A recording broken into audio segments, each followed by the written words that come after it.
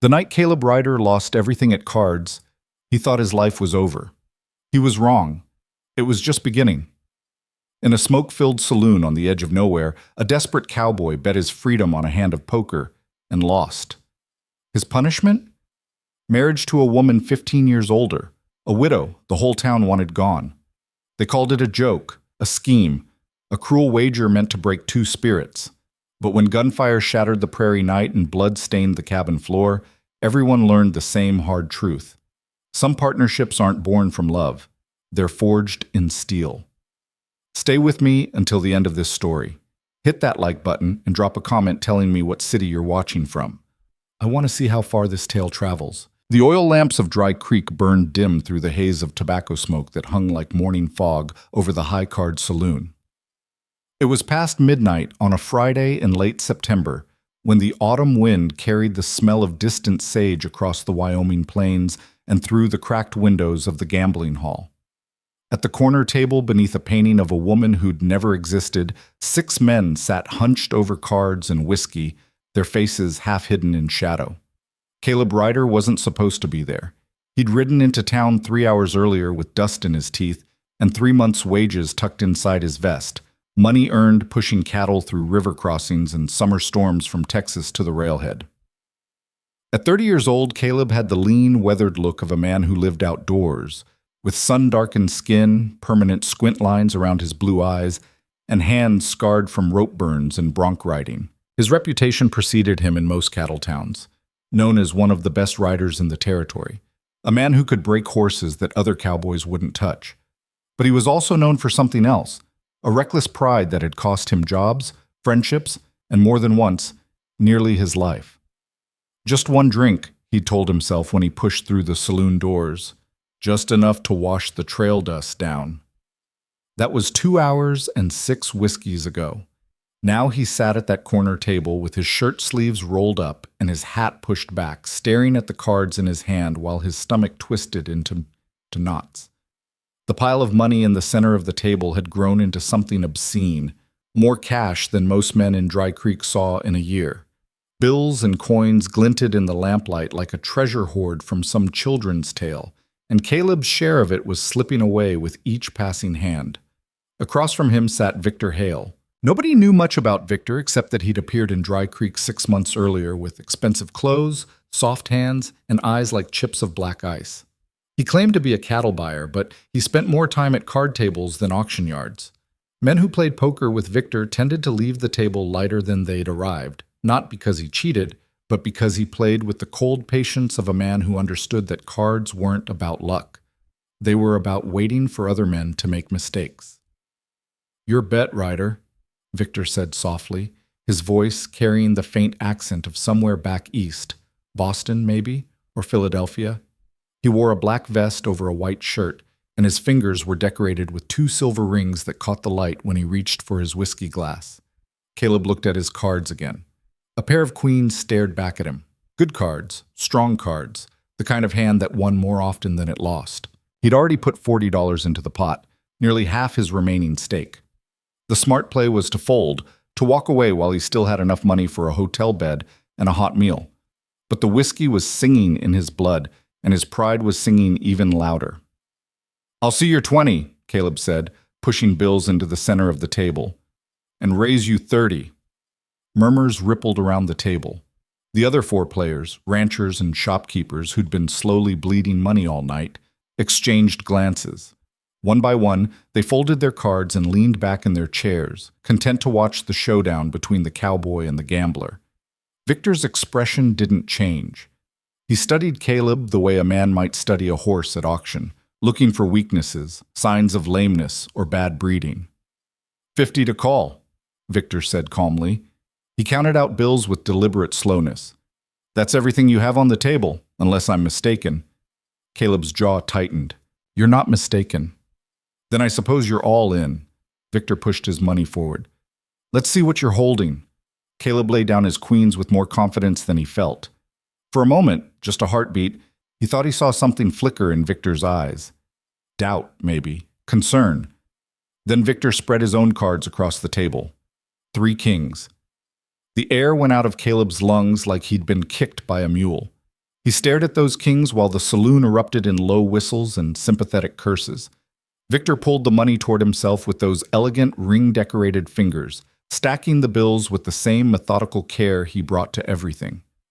"Tough luck, friend," one of the ranchers muttered, clapping Caleb on the shoulder. But Caleb barely heard him. He was doing calculations in his head, adding up everything he had left in the world. The answer made his stomach drop through the floor. 3 months of brutal work, sleeping on the ground and eating dust, and he'd just gambled it all away in 2 hours of stupidity and whiskey. "Another hand?" Victor asked, his voice carrying a note of polite inquiry, as if they were discussing the weather. Caleb pushed back from the table. "I'm cleaned out. Got nothing left to bet."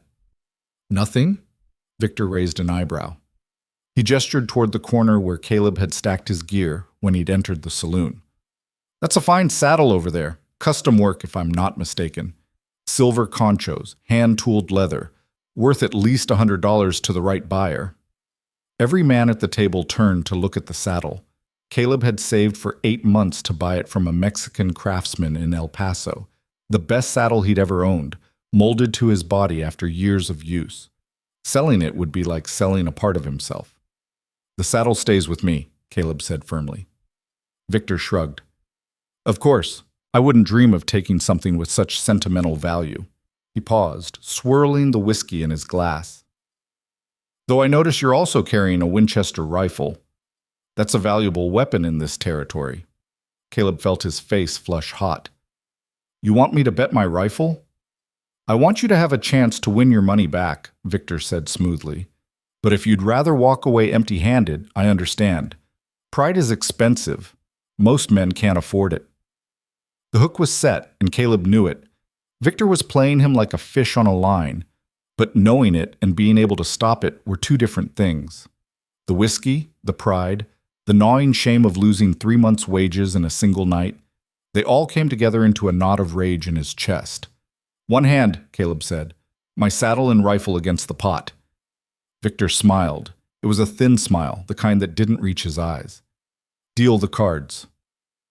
The next 20 minutes felt like hours. Caleb's hands shook slightly as he picked up his cards, a detail he tried to hide, but knew Victor noticed.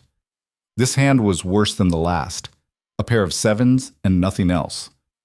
Across the table, Victor's face remained unreadable as stone. The betting started slow and built like a gathering storm. Caleb tried to bluff, raising aggressively on his weak hand, but Victor matched him bet for bet, without hesitation. When the final cards were revealed, Victor laid down a straight that made Caleb's pair look like a child's toy. The saloon had gone quiet. Men at other tables had stopped their conversations to watch the destruction of Caleb Ryder. He sat there staring at his empty hands while Victor added the saddle and rifle to his winnings. "I believe that concludes our business," Victor said pleasantly. He began stacking his money into neat piles. Caleb stood up so fast his chair toppled backward. "You're a goddamn shark." "I'm a man who understands probability," Victor replied without looking up. "You should learn the difference before you sit down at another card table." The rage in Caleb's chest was a living thing now, hot and wild and demanding action, his fists clenched at his sides. Several men at nearby tables shifted in their chairs, ready to intervene if the cowboy tried something stupid. Then Victor said something that changed everything. "Though I suppose we could play one more hand if you're interested." Caleb froze. "I got nothing left to bet." "Not nothing." Victor finally looked up, and there was something calculating in his expression now, something that had been building all night. "I'll stake you $100. If you win, you get your money back, your saddle, your rifle, everything. But if you lose—" "If I lose what?" Caleb demanded. "I already told you I got nothing left." Victor leaned back in his chair, studying Caleb like he was a mathematical problem to be solved. "If you lose, you'll owe me a debt. One favor, to be determined at my discretion. Nothing illegal, nothing that would get you killed. Just one task that I'll ask of you when the time comes." Every instinct Caleb possessed screamed at him to walk away. Making open-ended bargains with men like Victor Hale was how people ended up ruined or dead. But the alternative was walking out of this saloon with nothing. No money, no saddle, no rifle, no prospects. He'd be starting from absolute zero, and at 30 years old with no skills beyond riding horses and punching cattle, that was a terrifying place to be. "Define the favor," Caleb said. "I can't," Victor replied. "That's the nature of the wager. But I give you my word as a gentleman that it won't involve breaking the law or risking your life. Beyond that, you'll have to trust me." "Trust you?" Caleb laughed bitterly. "You just took everything I own." "I gave you the opportunity to keep everything you own," Victor corrected. "You made the choice to risk it. Now I'm giving you one more opportunity. The question is whether you're brave enough to take it." The challenge hung in the smoky air between them. Around the table, the other players watched with the fascination of men witnessing a train wreck in slow motion. They all knew this was a terrible idea. They could see the trap as clearly as if Victor had drawn it on the floor. But they also understood that Caleb Ryder, proud, stubborn, half-drunk Caleb Ryder, was going to walk right into it anyway. "Deal the cards," Caleb said. This time, Victor dealt personally. The cards whispered against the felt tabletop, falling into place with the soft sound of fate being decided. Caleb picked up his hand and felt his heart sink. A pair of eights, better than last time, but not by much. He bet cautiously, trying to read Victor's face for any tell, any sign of weakness. But Victor played with the same cold precision as before, raising and calling with perfect timing. The other players at the table had gone completely silent now. Even the noise from the rest of the saloon seemed to fade away, as if the entire building was holding its breath. When the final cards were revealed, Caleb laid down his pair of eights with a hand that had stopped shaking. Whatever happened next, at least it would be over. Victor looked at the cards for a long moment. Then he laid down his own hand. 3 nines. The saloon erupted in noise, shouts, curses, gasps of disbelief. Someone laughed, a harsh bark of sound quickly silenced by an elbow to the ribs. Caleb sat frozen, staring at those 3 nines like they were a death sentence written in playing cards. "Well," Victor said quietly, gathering the cards together, "I believe you owe me a favor." Caleb's voice came out rough. "What do you want?" Victor finished stacking the deck before he answered. When he finally spoke, his words cut through the noise of the saloon like a knife through silk. "I want you to marry Margaret Whitmore." For a moment, Caleb was certain he'd misheard. The whiskey, the late hour, the shock of losing, they must have scrambled his brain. "What?" "Margaret Whitmore," Victor repeated calmly. "She's a widow who lives on a small piece of land about 5 miles outside town. 45 years old, owns her property outright, keeps to herself mostly. I want you to marry her." The saloon had gone dead quiet now. Every man in the room was staring at the corner table, trying to process what they'd just heard. Caleb's mind was reeling, unable to make sense of the demand. "You're out of your mind," he said finally. "Am I?" Victor pulled a piece of paper from his vest pocket and unfolded it carefully. "This is a legal contract, witnessed and notarized. You agreed to perform one favor at my discretion. The favor I'm asking for is marriage to Margaret Whitmore. The ceremony will take place within 1 week, or you'll be in breach of contract. I believe the penalties for breach are outlined in Section 3. Caleb grabbed the paper and scanned it frantically. The legal language was dense and difficult to parse, but the numbers in Section 3 were crystal clear. $5,000 in damages, plus legal fees, plus potential criminal prosecution for fraud. He'd signed this contract. He remembered Victor sliding it across the table before the final hand, remembered barely glancing at it before scrawling his name at the bottom. "This is insane," Caleb said, but his voice lacked conviction. "Why would you want me to marry some widow?" "My reasons are my own," Victor replied. "The terms of our agreement don't require me to explain myself. They only require you to fulfill your obligation." One of the ranchers at the table, a grizzled man named Dutch Kavanaugh who owned property north of town, cleared his throat. "This is about the land, isn't it?" Victor's expression didn't change, but something flickered in those black eyes. Dutch leaned forward, addressing Caleb now. "Margaret Whitmore owns 160 acres along Sweetwater Creek, prime grazing land, good water rights, sits right between several large ranches. There's been talk for months about buying her out, but she won't sell. Some folks in town want that land opened up for development. What Dutch is too polite to say," another man added, is that there's been pressure on Margaret to leave. Vandalism, threats, attempts to undercut her prices at market. Nothing that could be proven in court, but enough to make life difficult for a woman living alone. Caleb looked back at Victor. So this is what you marry me to her, drive her off her land through harassment. I'm asking you to marry her, Victor said evenly. What happens after that is between you and your wife. The word wife landed like a physical blow. Caleb tried to imagine being married to a woman he'd never met, a woman 15 years his senior under these circumstances.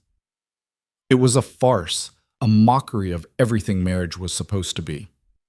I won't do it, he said. Find someone else. Victor tapped the contract with one manicured finger. You signed an agreement. Unless you have $5,000 to pay the breach penalty, you'll do exactly as I've asked. Then I'll leave town. Head to Montana or California, somewhere you can't find me. You could try, Victor agreed, but I have friends in many places, Mr. Ryder. Men with resources and long memories. You might make it a few months, maybe a year, but eventually the debt would catch up to you, and by then the penalties would have compounded considerably. Caleb looked around the saloon, searching for allies, for someone who would stand up and call this whole thing the madness it clearly was. But the faces staring back at him were a mixture of pity, amusement, and calculation. Some of these men probably had stakes in acquiring Margaret Whitmore's land. Others just enjoyed watching a proud cowboy get taken down a few notches. None of them were going to help him. Dutch Kavanaugh spoke up again. For what it's worth, Margaret's a decent woman. Lost her husband 5 years ago to pneumonia. She's tough, keeps her land in good order, minds her own business. Could be worse, what you're being asked to do. Could be worse? Caleb's voice rose sharply. I'm being forced into a marriage with a stranger because I lost at cards. You're being held to the terms of a contract you signed, Victor corrected. There's a difference. Caleb wanted to overturn the table, to smash something, to do anything that would make this nightmare stop. But he'd backed himself into a corner through his own stupidity and pride, and now there was no way out that didn't involve ruin. When? He asked finally, the word tasting like poison. The ceremony will be held next Saturday, Victor said. That gives you 6 days to make arrangements. I've already spoken with Reverend Walsh. He's agreed to perform the service. Does Margaret know about this? I visited her yesterday, Victor replied. She's been made aware of the situation. Unlike you, she was given a choice in the matter. She could accept the marriage proposal or face foreclosure on a loan she took out last spring to repair her barn. She chose the marriage. So they were both being coerced, Caleb thought bitterly. Two people forced into a mockery of a union by legal manipulation and financial pressure. It was the kind of thing that happened in dime novels about robber barons and corruption, not in real life. But it was happening. Victor stood up from the table, collecting his winnings into a leather satchel. I'll see you Saturday, Mr. Ryder. 1 o'clock at the church. Don't be late. He walked out of the saloon without looking back, leaving Caleb sitting at the empty table surrounded by other men's whispers. The bartender brought over a bottle of whiskey and a glass, setting them down without a word. Caleb poured himself a drink with shaking hands and downed it in one burning swallow. Married. To a woman he'd never met.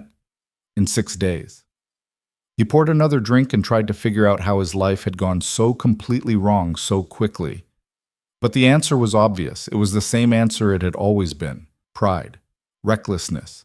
The belief that he could gamble with fate and come out ahead. For what it's worth, Dutch Kavanaugh said, still sitting at the table, Margaret Whitmore isn't the enemy here. She's just another person getting crushed by the same machinery that's crushing you. Caleb didn't respond. He just sat there drinking whiskey and staring at the empty chair where Victor Hale had been, wondering if there was any way to escape the trap he'd built for himself. There wasn't. The next 6 days passed in a blur of humiliation and dread. Caleb spent the first day drunk, trying to drown the reality of what was coming. He spent the second day riding out to Margaret Whitmore's property, intending to meet her, to see if they could somehow talk their way out of this disaster. But when he arrived at the modest ranch house along Sweetwater Creek, his courage failed him. He sat on his horse at the edge of her property for 20 minutes, watching smoke rise from her chimney before turning around and riding back to town. The third day, Word spread through Dry Creek about the wedding.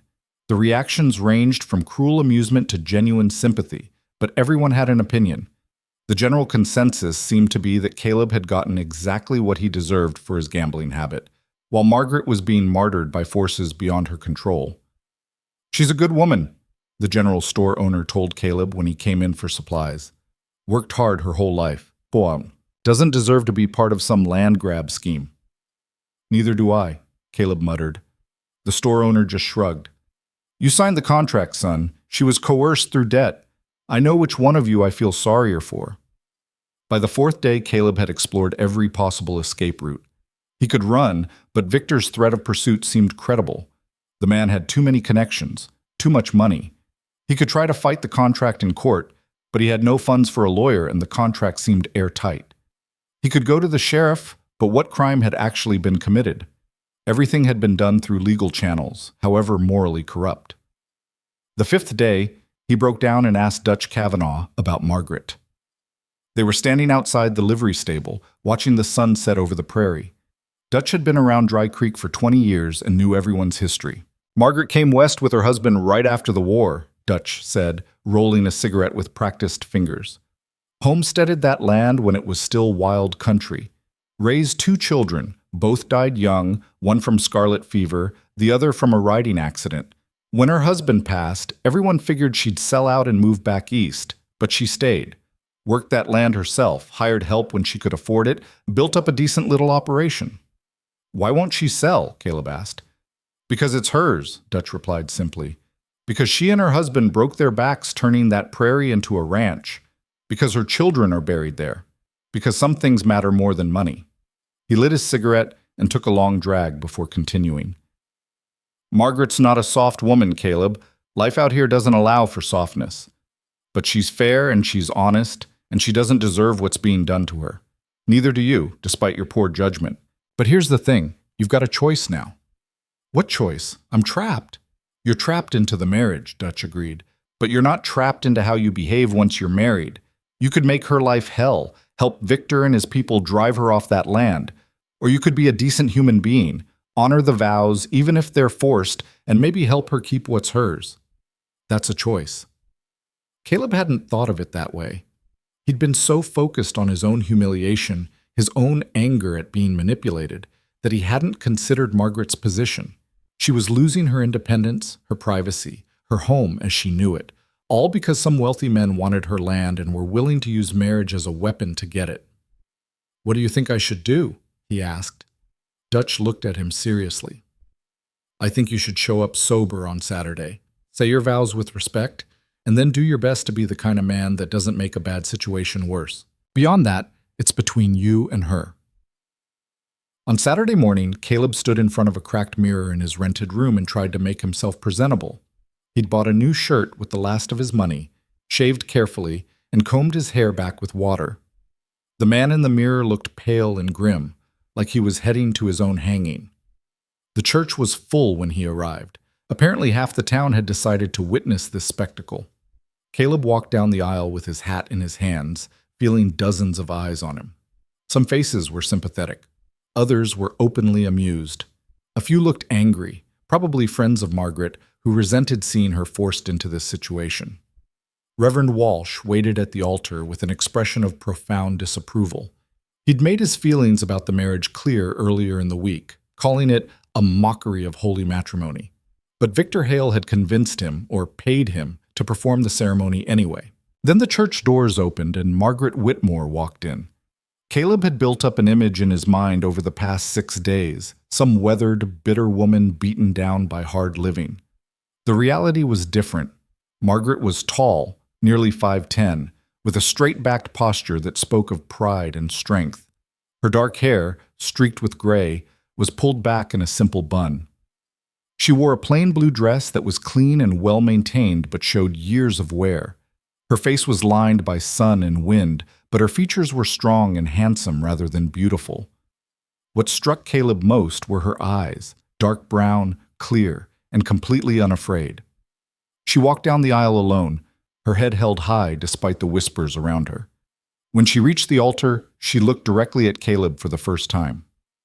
"Mr. Ryder," she said, her voice low and steady. Ma'am, he replied.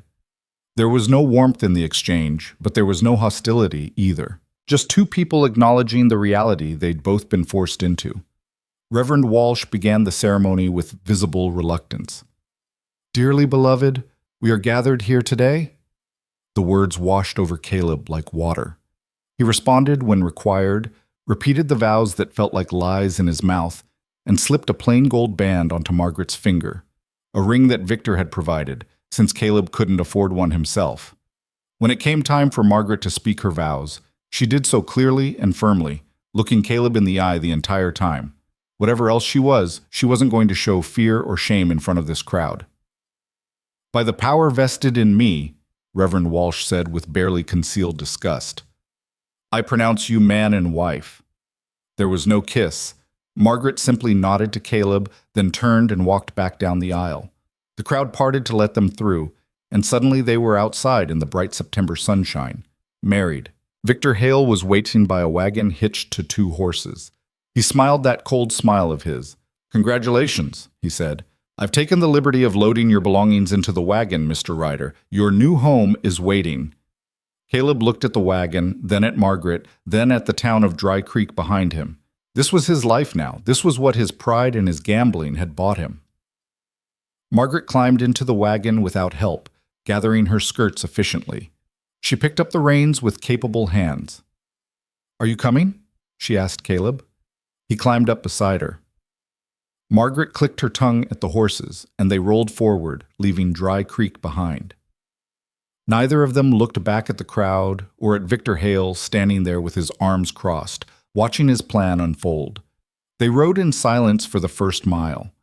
The prairie stretched out around them, endless grass rippling in the wind under a sky so blue it hurt to look at. Caleb could feel the weight of the ring on his finger, a physical reminder of the trap he'd walked into.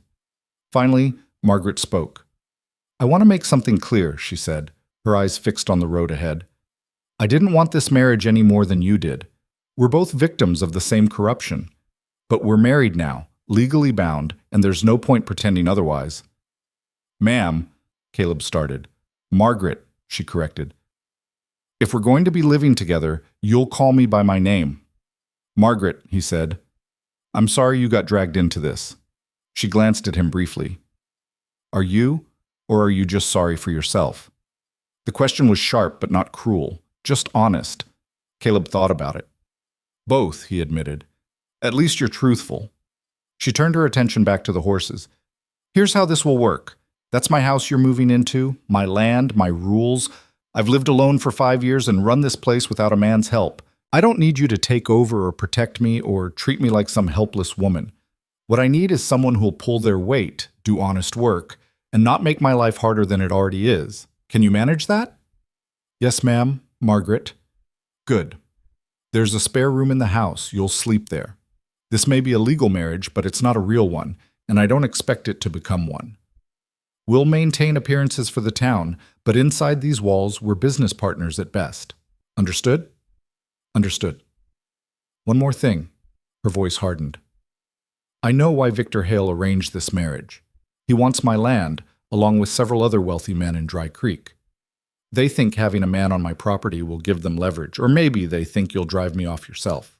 But this land is mine, Mr. Ryder. I've bled for it, buried my family in it, and I won't be forced off. If you're here to help them take what's mine, you'd better speak up now. Caleb remembered Dutch Kavanaugh's words about having a choice in how he behaved. He looked at Margaret, really looked at her for the first time. He saw the strength in her bearing, the intelligence in her eyes, the pride that matched his own. She was fighting the same fight he was, trapped by the same people who'd manipulated them both. I'm not here to help them, he said. I'm here because I made a stupid mistake and got cornered, but I'm not going to make it worse by becoming their weapon against you. You want a business partner who pulls his weight? Fine, I can do that. Margaret studied him for a long moment, searching his face for lies. Whatever she found there seemed to satisfy her. Then we have an understanding, she said. They rode the rest of the way in silence, but it was a different kind of quiet now. Not hostile, just two strangers adjusting to an impossible situation. The ranch appeared ahead, a a small house and barn sitting on a gentle rise overlooking Sweetwater Creek. The land rolled away in every direction, covered in grass that would feed cattle through the fall. It was beautiful country, Caleb had to admit, worth fighting for. Margaret brought the wagon to a stop in front of the house. The building was modest but well-maintained, with fresh paint and a sturdy roof. A vegetable garden grew along one side, and a chicken coop stood near the barn. "Welcome home," Margaret said, and there might have been a trace of dark humor in her voice. Caleb jumped down from the wagon and looked around. The prairie wind rushed past, carrying the smell of grass and creek water. Somewhere in the distance, a hawk cried. This was his life now, this land, this house, this woman who was his wife in name only. He'd lost everything at a poker table and gained something he never wanted. But as he stood there in the afternoon sun, he made himself a quiet promise. Whatever happened next, he would face it with more wisdom than he'd shown in that saloon. He would be better than his worst mistakes. He would find a way to survive this. Both of them would. Margaret's house smelled of wood smoke and dried herbs when Caleb carried his few belongings through the front door. The interior was sparse but clean, a main room with a stone fireplace, a kitchen area with a cast-iron stove, 2 doors leading to bedrooms, and windows that let in the late afternoon light. Everything was arranged with practical efficiency, no wasted space, no decorative flourishes that served no purpose. "That's yours," Margaret said, pointing to the door on the left. "I've cleared it out. There's a bed, a chest for your clothes, and a wash basin. The outhouse is behind the barn." Caleb nodded and pushed open the door. The room was small, barely 10 feet square, but the bed looked sturdy, and the chest was well made. A single window faced east toward the creek. He set down his saddlebag and the few personal items Victor had allowed him to keep from the poker game. When he came back out, Margaret was at the stove, stoking the fire. She moved with the efficient grace of someone who'd performed these tasks thousands of times. "You hungry?" she asked, without looking at him. "Yes, ma'am." "Then sit. Supper will be ready in 20 minutes. Caleb sat at the rough wooden table and watched her work. She pulled vegetables from a basket, potatoes, carrots, onions, and began chopping them with swift, precise knife strokes. Her hands were work-hardened, the skin weathered and scarred in ways that told stories of labor and survival. She was 45, 15 years older than him, but there was nothing frail or delicate about her. She moved like a woman who could work dawn to dusk without complaint. "I've got 3 horses in the barn," Margaret said as she worked. 2 draft horses for the wagon and heavy work, and 1 riding mare. There's also 8 head of cattle in the north pasture, 20 chickens, and a milk cow. The garden needs weeding tomorrow, and there's fence work on the eastern boundary that's been waiting for someone with the strength to handle it. "I can do fence work," Caleb offered. "I figured. That's why I mentioned it." She dumped the vegetables into a pot, already simmering with what smelled like beef.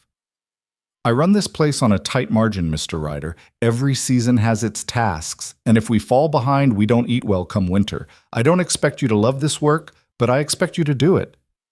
"I understand." "Do you?" She finally looked at him, and her dark eyes were measuring. "Because I've known plenty of cowboys who think ranch work is beneath them. Men who can ride anything with 4 legs but can't be bothered to mend a fence or muck out a stall without complaining." Caleb felt his pride stir but pushed it down. "I've done all kinds of work, Margaret. Not all of it was glamorous. I can handle whatever needs doing." She studied him a moment longer, then returned to her cooking. "We'll see." They ate in silence, a simple stew with bread that Margaret had baked the day before. The food was plain but well prepared, and Caleb was hungry enough that it tasted better than most restaurant meals he'd had. Through the window, the sun was setting over the prairie, painting the sky in shades of orange and purple that seemed impossible. After supper, Margaret stood and began clearing the dishes. "I'll wash up," Caleb said, rising from his chair. She looked surprised. "You cook or clean at all?" "Some. Spent enough time on trail crews where everyone had to pull their weight with camp chores. I'm no expert, but I know how to wash a dish." "Fine." She stepped aside. "Water's in the barrel by the door. Heat some on the stove first. Works better that way." Caleb heated water and washed the dishes while Margaret moved around the main room, banking the fire and preparing the house for nightfall. They worked in separate spheres, 2 people occupying the same space but not yet sharing it. When the dishes were done, Caleb dried his hands on a cloth and turned to find Margaret lighting an oil lamp. "We wake at dawn," she said. "Chickens need feeding, cow needs milking, horses need tending. After that, we'll see about that fence work. Any questions?" "Just one." Caleb hesitated, then pressed forward. "How long do you think they'll wait before they make their next move?" Margaret's expression hardened. "Who?" "Victor Hale and whoever's backing him. They forced this marriage to get leverage over your land. They're not going to just sit back and hope we fail on our own." She set the lamp down carefully. "You're smarter than I gave you credit for. I'm not smart enough to avoid poker games with professional gamblers, but I'm not completely stupid either." Caleb pulled out a chair and sat down again.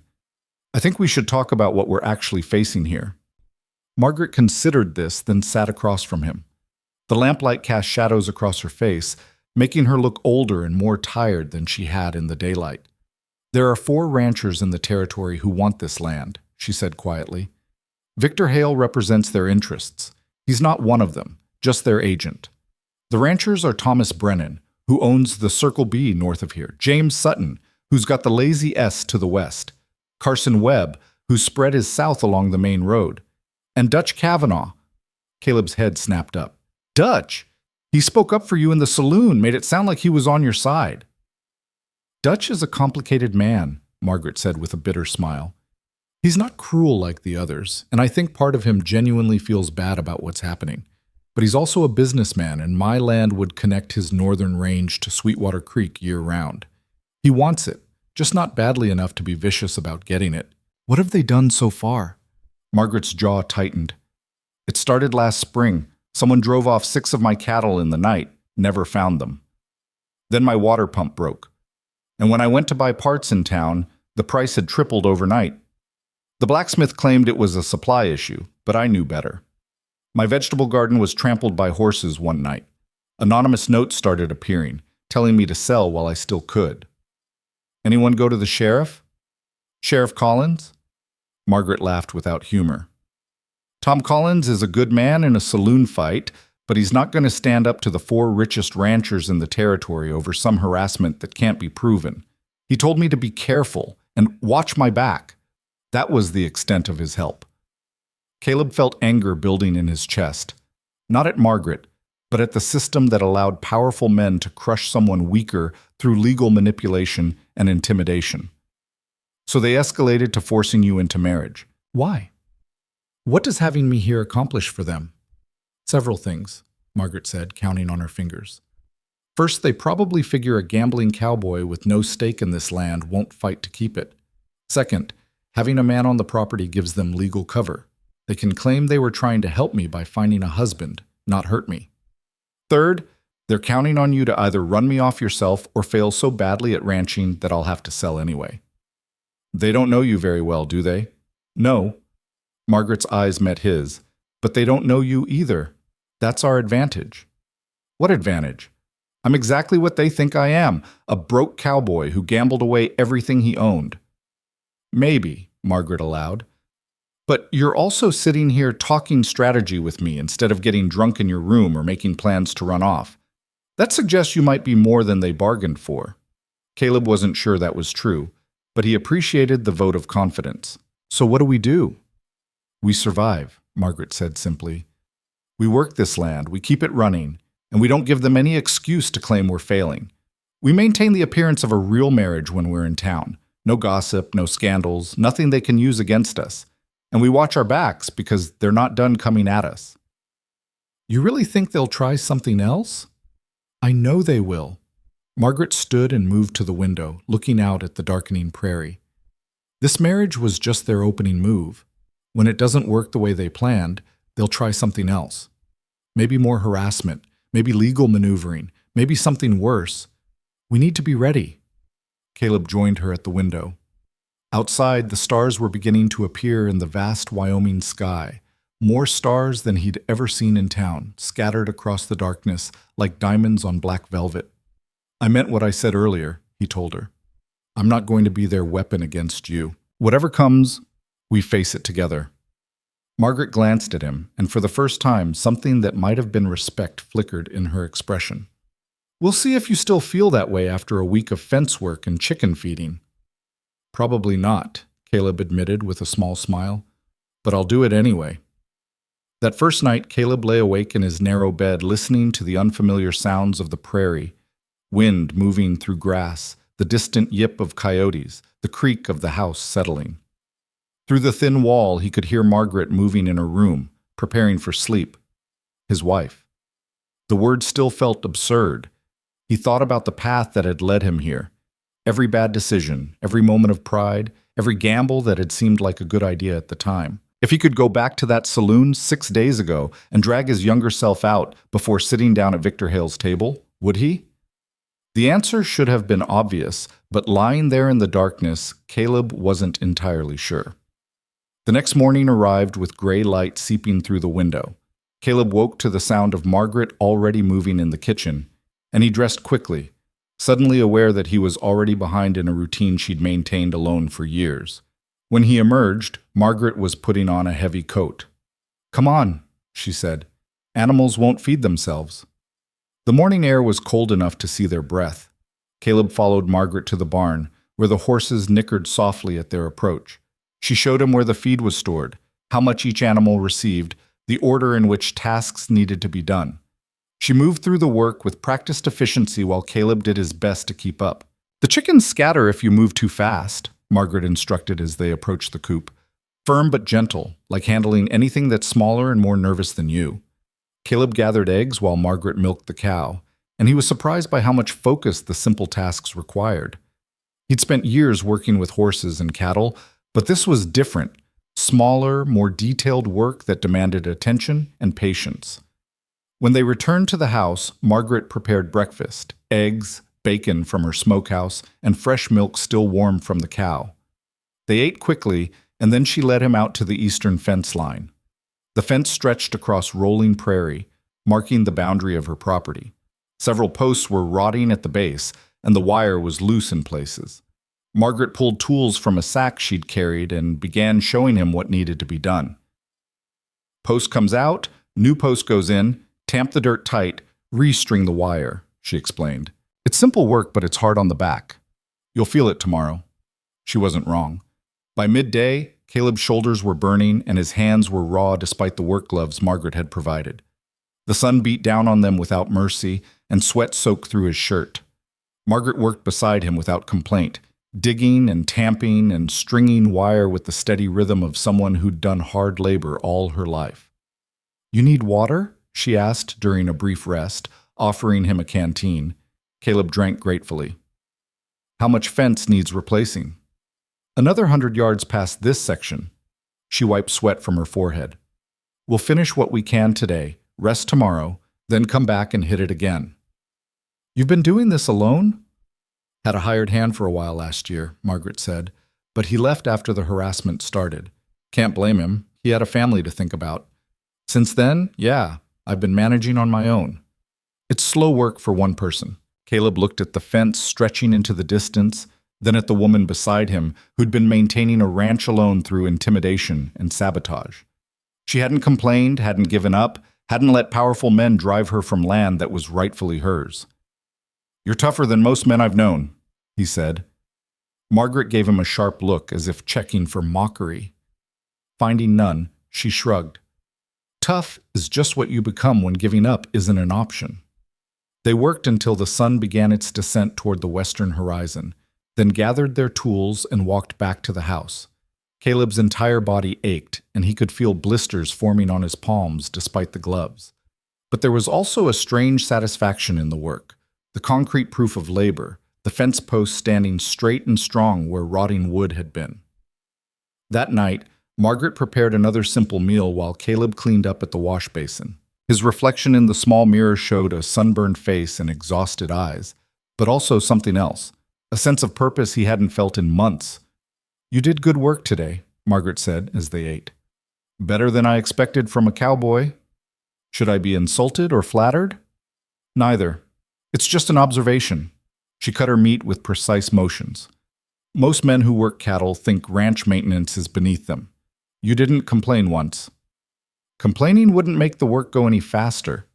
True enough. Margaret paused, then added, "You asked last night how long before they make their next move. I think we're about to find out." Caleb looked up sharply. "What do you mean?" "Saw dust on the horizon this afternoon, east of the fence line. Someone was watching us work." "You sure?" "I've been watching my back for months, Mr. Ryder. I know when I'm being observed." She set down her fork. "They'll want to see how we're functioning as a married couple, whether we're really working together or just going through the motions. That information will help them plan their next step." "So we were performing for an audience today." "Everything we do is a performance now," Margaret said flatly, "at least when anyone might be watching." The weight of that reality settled over the table like a blanket. They were trapped in a strange theater, forced to play the roles of husband and wife for an audience that wanted them to fail. "How do we handle town?" Caleb asked. "Eventually, we'll need supplies, and people will want to see us together." "Saturday?" Margaret said. "There's a community gathering every Saturday afternoon. Music, gossip, trading. Good place for people to observe the new couple and spread their opinions. We should go, put on our show. Let them see we're managing." "You sure that's wise? Might be safer to avoid town for a while." Margaret's expression hardened. "I'm not hiding like I've done something wrong. This is my home, my territory, and I won't be driven into isolation by shame or fear. We go to town, we hold our heads high, and we dare anyone to say something to our faces." Caleb couldn't help but smile. "You don't back down from much, do you?" "Backing down is how you lose everything," Margaret replied. "I learned that the hard way." Over the following days, they fell into a rhythm. Wake at dawn, tend the animals, work on whatever task the ranch required. More fence repair, clearing brush, reinforcing the barn roof where winter storms had damaged it.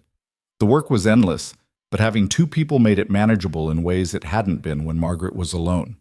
They spoke little during the work, both conserving energy for labor, but in the evenings over supper, conversation became easier. Margaret told him about homesteading this land with her husband, the brutal first winters, the children they'd raised and lost. Caleb shared stories from his years on cattle drives, the characters he'd met, the places he'd seen from Texas to Montana. "You've traveled more than most people ever will," Margaret observed one evening. "Why'd you stay in Dry Creek?" Caleb considered the question. "Wasn't planning to. Was just passing through, meant to head north to the rail yards in Laramie. But then I stopped for one drink. And lost everything. And got married," Caleb corrected with dark humor. "Some might say I gained something." Margaret snorted.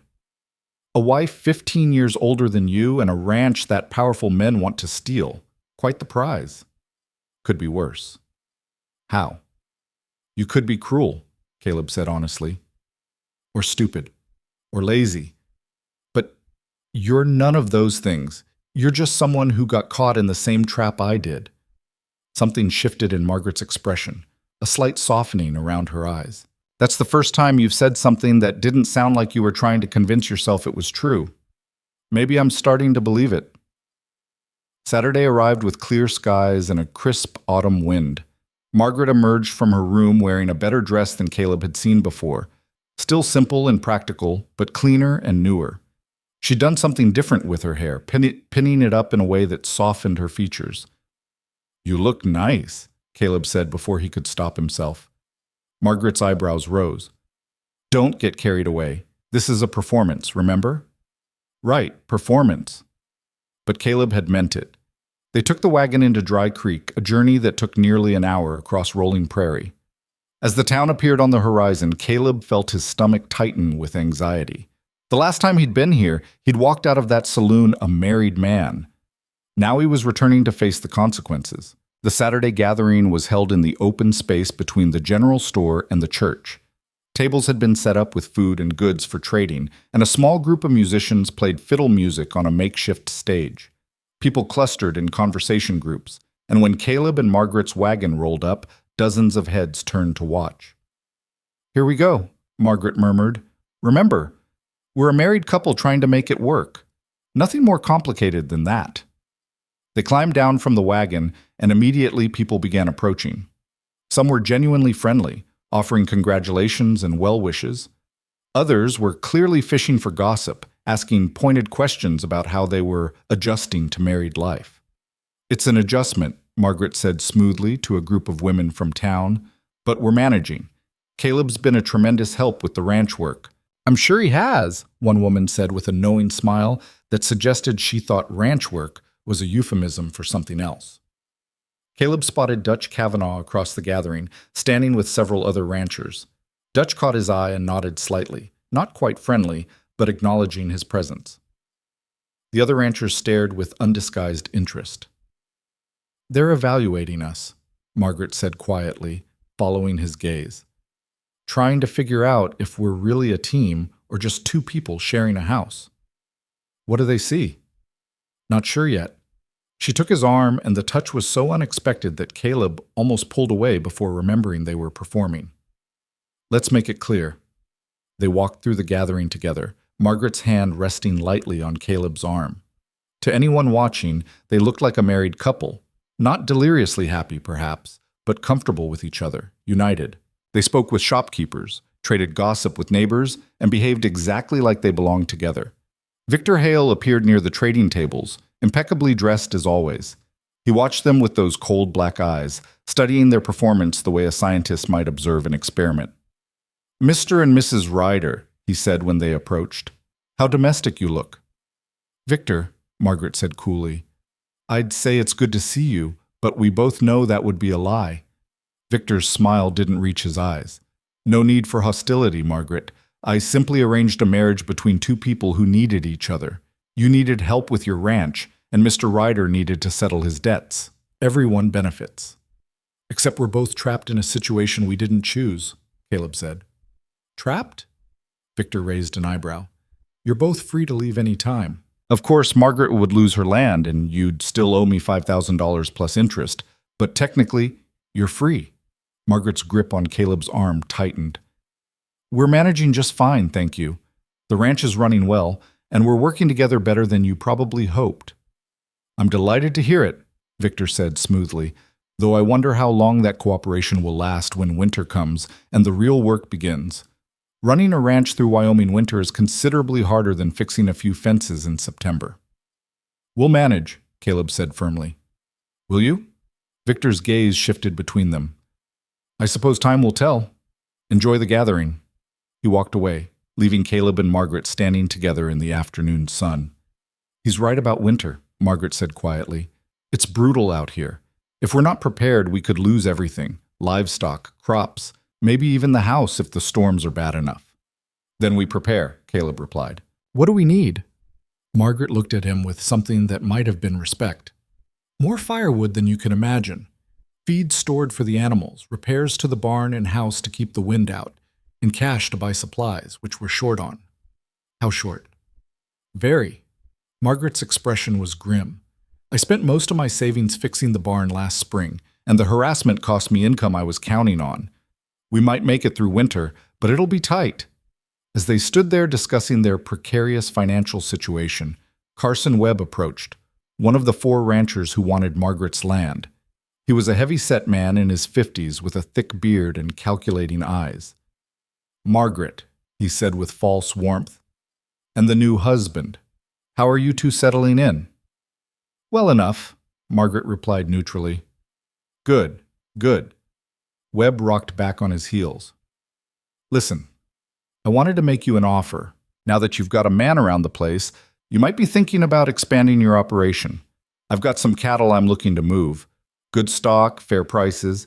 Might help you build up your herd before winter. It sounded generous, but Caleb caught the trap immediately.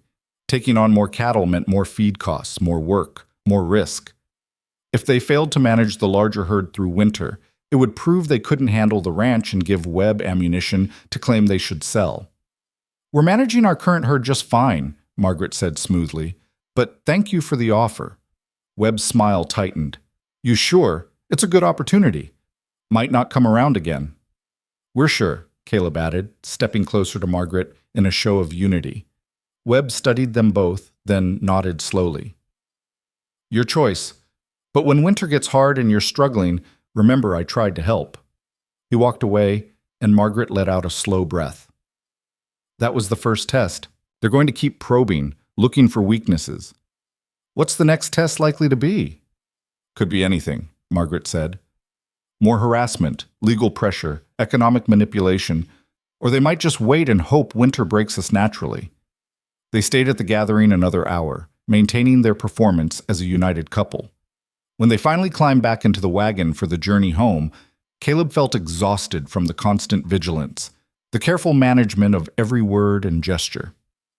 You did well today, Margaret said as they rolled across the prairie. Didn't give them anything they could use against us. Feels like we're walking through a minefield. We are, Margaret agreed. But we're still walking. That's what matters. That night, after another simple supper, they sat by the fire while the wind picked up outside. Margaret was mending a shirt, her needle moving with practiced precision, while Caleb cleaned and oiled the tools they'd been using for fence work. Can I ask you something? Caleb said. You can ask. Doesn't mean I'll answer. Why haven't you remarried before now? In 5 years, surely someone made an offer. Margaret's needle paused for a moment, then resumed its steady rhythm. Several men made offers, but they all wanted the same thing, the land. They saw a widow with property and figured marriage was the easiest way to get it. I wasn't interested in being someone's path to real estate. And now you're married to me instead. At least you're honest about why you're here, Margaret said. You don't pretend this is about romance or affection. You're trapped same as me, and there's a strange kind of honesty in that. Caleb thought about Victor Hale, about the poker game, about every choice that had led to this moment. Do you ever think about what your life would be like if you'd sold the land and moved away? Every day, Margaret admitted quietly. I think about living in a city somewhere, maybe San Francisco or Denver, having neighbors close by, not worrying about winter or drought or powerful men trying to steal what's mine. But then I remember why I'm here. The land? The people buried in it. Margaret's voice was steady, but her eyes had gone distant. My husband is in the ground behind the barn. My daughter is beside him. She was 7 when scarlet fever took her. My son is there too. He was 12 when his horse threw him and broke his neck. This land holds everyone I've ever loved, and I won't abandon them for convenience or safety. The weight of that truth settled into the room. Caleb had thought this was just about property, about money and power and legal maneuvering.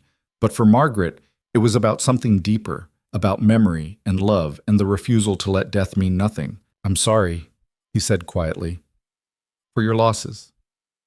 Margaret looked up from her mending, and in the firelight her face showed every year she'd lived, every hardship she'd endured. Everyone loses people out here, Mr. Ryder. The frontier doesn't care about your feelings. It just takes and takes until you've got nothing left but the choice to keep going or quit. I choose to keep going. Then I'll help you, Caleb said. Not because I'm trapped, but because what you're fighting for actually matters. Margaret studied him for a long moment, and something in her expression shifted. A wall coming down, perhaps, or a door opening just slightly. Maybe you're not just a gambling cowboy after all, she said finally. Maybe not, Caleb agreed. Outside, the wind howled across the prairie, carrying the promise of storms to come. But inside the small house, two people who had been forced together by cruelty and manipulation were beginning to build something neither of them had expected, a partnership based not on love or desire, but on mutual respect and shared determination. It wasn't what either of them had wanted, but it might be enough to survive what was coming. The night of the attack came 3 weeks after the confrontation in the darkness, when the autumn air had turned sharp enough to frost the grass each morning, and the cattle had grown their winter coats thick and shaggy. Caleb and Margaret had settled into their partnership with the kind of efficiency that came from shared purpose rather than affection. They worked the land together during daylight hours, ate simple meals in companionable silence, and retired to their separate rooms each night like business partners closing up shop. The town of Dry Creek had begun to accept them as a genuine couple, though the acceptance came with undertones of surprise that the forced marriage hadn't collapsed into disaster. Dutch Kavanaugh had stopped by twice with supplies, each time studying them with eyes that seemed to be recalculating some internal equation. The other ranchers watched from a distance, waiting for the union to crack under the weight of winter's approach. But the real change in their relationship had come gradually, in small moments that neither of them acknowledged aloud. The way Margaret started pouring Caleb's coffee without asking how he took it, because she'd learned his preferences through observation. The way Caleb automatically checked the barn lock each night, knowing Margaret worried about theft, even though she'd never said so directly. The way they'd begun sitting closer together by the fire in the evenings, not touching, but near enough that their presence became a shared warmth rather than two separate points of heat. On this particular Tuesday night, Caleb had noticed the horses were restless when he'd locked up the barn. The mare kept pacing her stall, ears swiveling toward sounds only she could hear, and the draft horses were stamping and snorting in ways that suggested unease rather than simple evening energy. He'd mentioned it to Margaret over supper.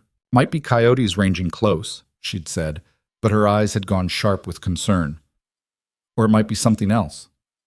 They'd both understood what something else meant. The harassment had quieted since the wedding, but quiet didn't mean gone. It just meant waiting. Caleb had loaded his rifle and set it by the door before going to bed, a precaution that Margaret noticed but didn't comment on. He'd lain awake for an hour listening to the wind and the settling of the house until exhaustion finally pulled him under into restless sleep. The sound that woke him was wrong. Not loud, not obviously threatening. Just wrong in the way that sounds are wrong when they don't belong to the normal symphony of a prairie night. Caleb's eyes snapped open in the darkness of his room, his body already tense with the knowledge that something had changed. He lay still, listening, and heard it again, the low creak of someone stepping carefully on the wooden boards of the porch. Moving silently, Caleb rolled out of bed and pulled on his pants. Through the thin wall, he could hear that Margaret was already awake, her movements equally quiet but purposeful. He grabbed his rifle from where he'd propped it against the nightstand and eased his door open just as Margaret emerged from her room carrying the shotgun she kept beside her bed. Their eyes met in the darkness. No words were needed. They'd both heard the sounds, both understood what they likely meant. Margaret pointed toward the front of the house, then held up 3 fingers. Caleb listened harder and realized she was right. There were at least 3 sets of footsteps moving around the perimeter of the house, trying to stay quiet but not quite managing it. Heavy boots on wood, the clink of metal on metal, whispered voices too low to make out words. Moving with careful coordination, Margaret took position at the window facing the front yard, while Caleb moved to the one on the side. The moon was 3/4 full, providing enough light to see shapes moving in the darkness. Caleb counted 4 men, maybe 5, all armed, spreading out around the house with the deliberate movements of people executing a plan. One of them was carrying a torch. Margaret saw it too. Her face in the moonlight was absolutely calm, showing none of the fear Caleb felt churning in his own gut. She caught his eye and pointed to herself, then to the front door, then made a downward motion. He understood. She was going to fire a warning shot, try to scatter them before they could set the house ablaze. But before she could move, one of the men outside shouted, his voice carrying clearly through the night air. "Caleb Ryder, we know you're in there. Come out and we'll make this easy." The voice was unfamiliar, rough and tobacco-stained. Not Victor Hale, not any of the ranchers Caleb had met. These were hired men brought in to do work that the wealthy couldn't risk being connected to directly. "What do you want?" Caleb shouted back, moving away from the window in case they decided to shoot toward his voice. "We want the woman gone and the land clear," the man yelled. "You got 2 choices, Ryder. Walk away now and we let you live, or stay and burn with her. You got 30 seconds to decide." Margaret's jaw tightened, and she moved to a better firing position at the front window. She glanced at Caleb and raised an eyebrow, asking a silent question. He understood what she was asking. Was he going to take the offer? Was he going to walk away and save himself? Caleb's answer was to move to a window on the opposite side of the house, positioning himself so they could cover 2 different angles. Margaret's expression didn't change, but something flickered in her eyes that might have been gratitude or might have been respect. Either way, the question was settled. "You can go to hell," Margaret shouted toward the front. "This is my land and my house, and you're trespassing. Leave now or I start shooting." Harsh laughter erupted from multiple voices outside. "Big talk from a woman alone." "She's not alone," Caleb called out. "And you've got about 5 seconds to get off this property before we defend it." There was a moment of silence, and then one of the men outside said something too quiet to hear. Caleb caught a glimpse of movement near the barn, someone trying to circle around to the back. He tracked the figure with his rifle, waiting. "Last chance, Ryder," the leader shouted. "We got you surrounded and we got fire. You can't win this. Margaret's response was to fire the shotgun through the front window. The blast was deafening in the enclosed space of the house, and the window exploded outward in a shower of glass. Outside, someone screamed, not a death scream, but the startled yell of a man who'd just realized the widow wasn't bluffing. The buckshot had gone high, probably missing everyone, but the message was clear. Next one's lower, Margaret yelled, already reloading with practiced speed. Get off my land! The man near the barn broke into a run, heading for cover, and Caleb fired. His bullet kicked up dirt 2 feet in front of the running figure, and the man dove behind the water trough. Another shot came from the front of the house, shattering a window on the left side, and Caleb heard Margaret curse as glass rained down near her position.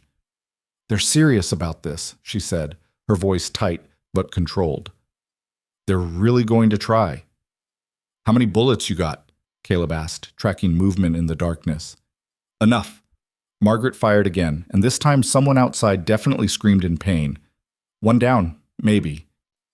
Caleb saw 2 figures running toward the barn, trying to use it as cover, and he realized their strategy.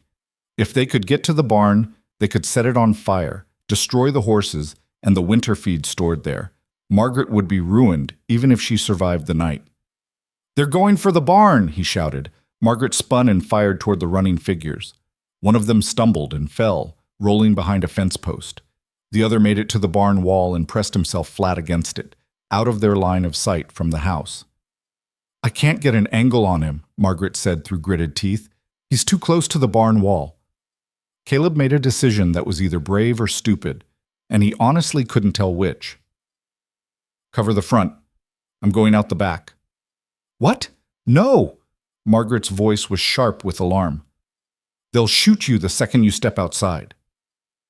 They're going to burn the barn if I don't stop them, Caleb replied, already moving toward the back door. Keep them busy from here. I'll circle around. He didn't wait for her response. The back door led to a small covered area that offered a few feet of shadow. Caleb eased it open, listening for sounds of anyone positioned to cover this exit. The shooting had moved to the front of the house, where Margaret was maintaining steady fire, forcing the attackers to stay behind cover. Caleb slipped out into the night. The air was cold enough to burn his lungs, and his bare feet made almost no sound on the hard-packed earth. He pressed himself against the side of the house and looked toward the barn. The man who'd made it to the wall was fumbling with something. Caleb saw the flare of a match being struck, saw the small flame illuminate a bearded face for just a second before the man cupped his hands around it. He was lighting the torch. Caleb ran. He crossed the open ground in a sprint that felt like it lasted hours, but probably took 5 seconds. The man at the barn wall didn't hear him coming until Caleb was almost on top of him, and then he spun with the flaming torch raised like a weapon.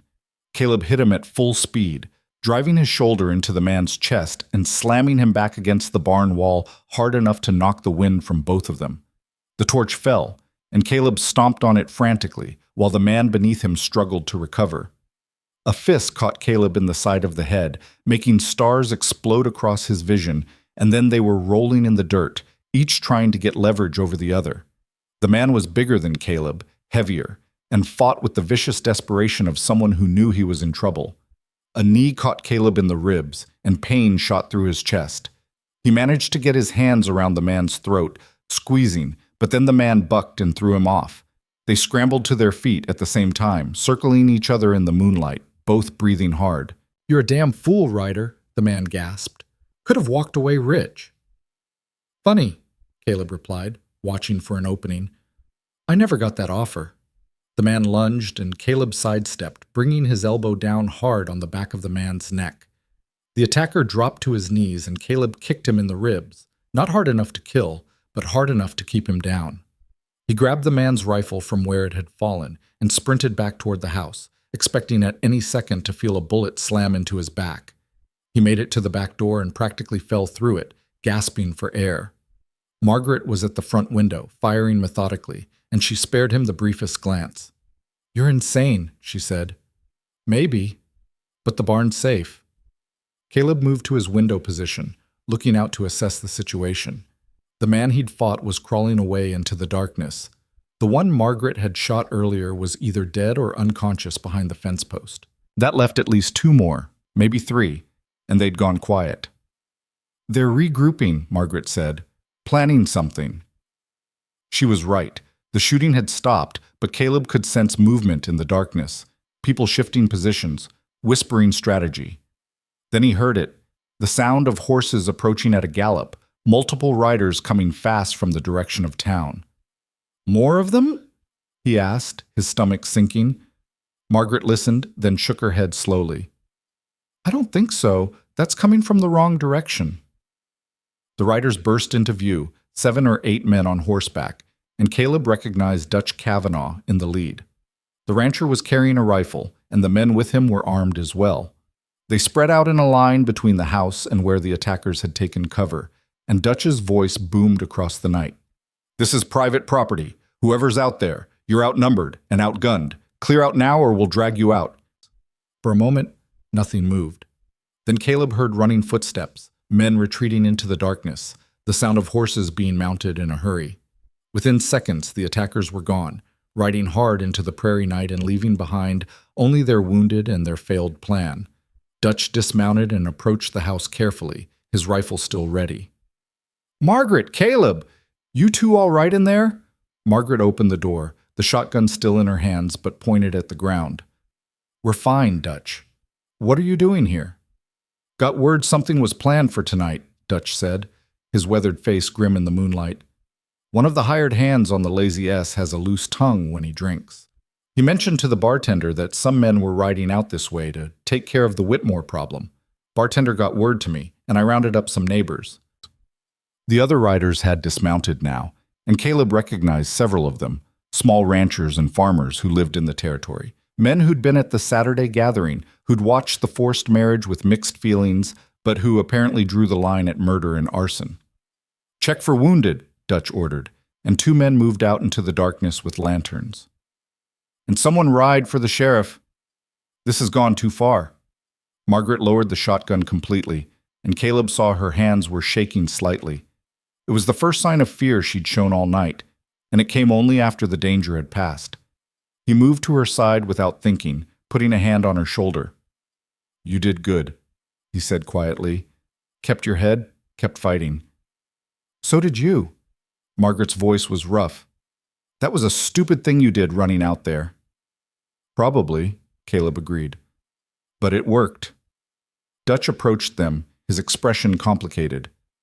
I know what you're thinking, Margaret. Why didn't I warn you earlier? Why didn't I do more to stop this before it got to violence? The thought crossed my mind. Margaret said coolly, I deserve that.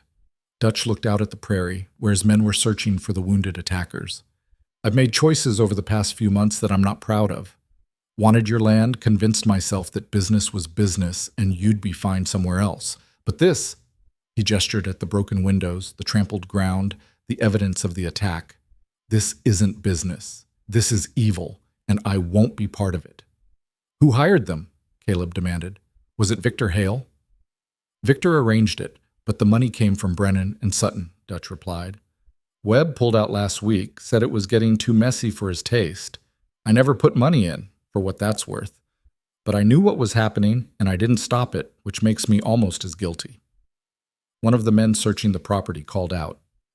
Got one here. He's alive but shot in the leg.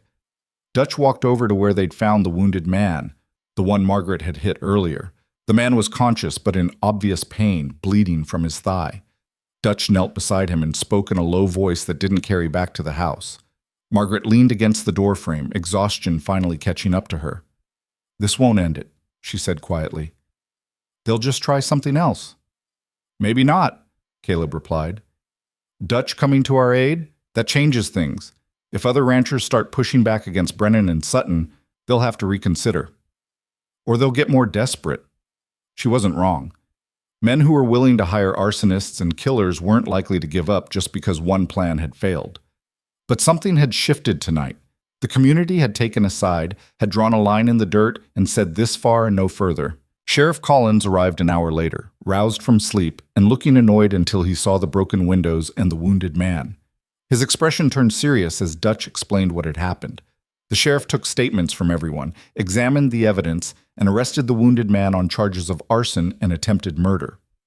This is going to cause problems, Collins said grimly. Brennan and Sutton are powerful men. Accusing them of hiring killers isn't something I can do without solid proof. That man there can provide proof, Dutch said, pointing at the prisoner. He'll talk once he realizes his employers aren't coming to bail him out. Maybe. The sheriff looked at Margaret and Caleb. You two need to be careful, very careful. Men like Brennan don't take kindly to being defied, and they've got resources you don't.